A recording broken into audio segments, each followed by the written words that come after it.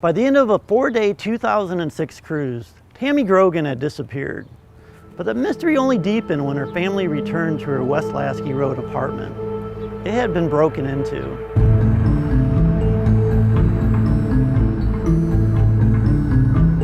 WTOL cameras were on site in 2006 when police investigated a burglary at Tammy Grogan's apartment.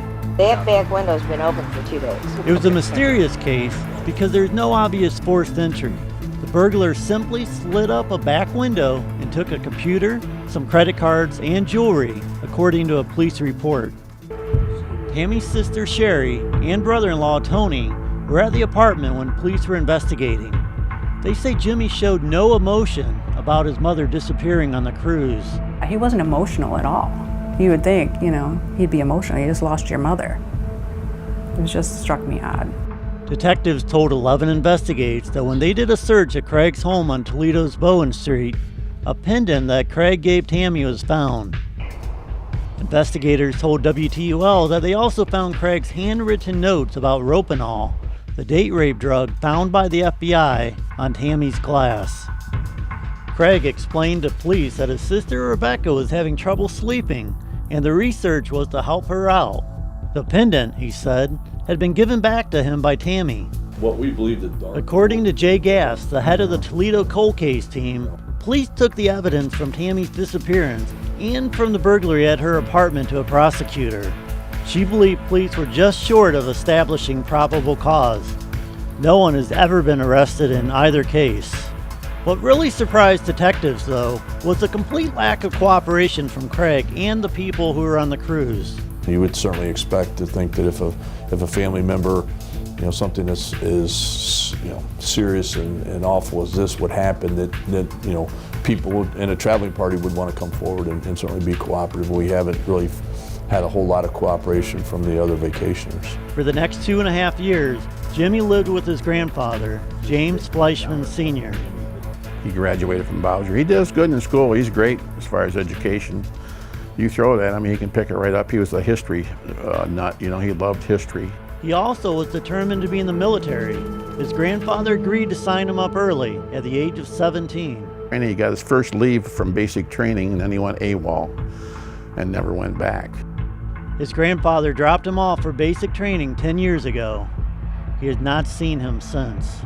In fact, little has been seen in Toledo of Craig, Jimmy, or the other people on the boat, Rebecca, Deb, or Robbie Pantoja. But extensive online searching by 11 Investigates tracked Jimmy, Craig, and Rebecca to a home in Boerne, Texas, a home owned by Gerald Wassum, a successful computer software engineer with a Harvard Business School background.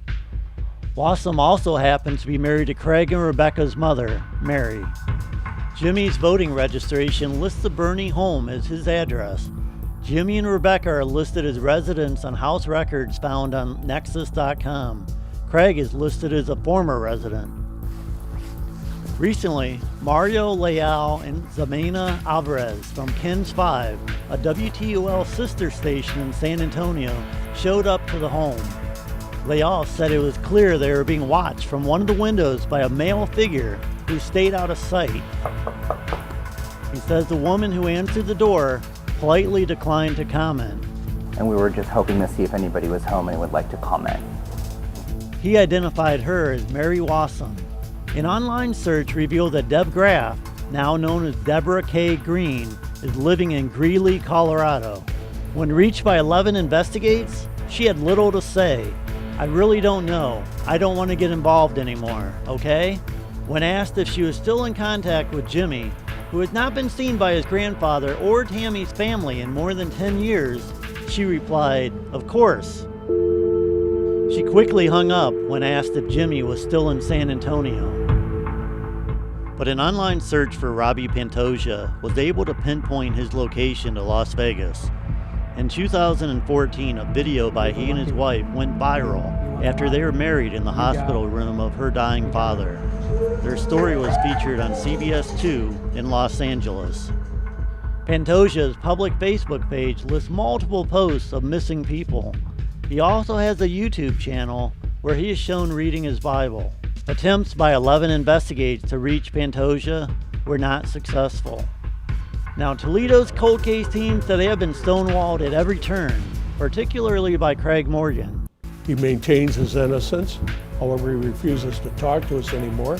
If you feel you're innocent, anybody in this group, if they feel they're innocent, come in and talk to us. We'll work it out. We'll talk about it. We'll get to the bottom of it. But nobody wants to talk to us anymore. In January, Tammy's father, Robert, died. He died without having any final answers about his daughter. Other family members, they believe they will never know the truth. People should be able to go on vacation, enjoy themselves, and then come home. And since this has happened, other family members, have unfortunately passed without really knowing the final chapter of her story and really what happened to her. And I think people should be entitled to that.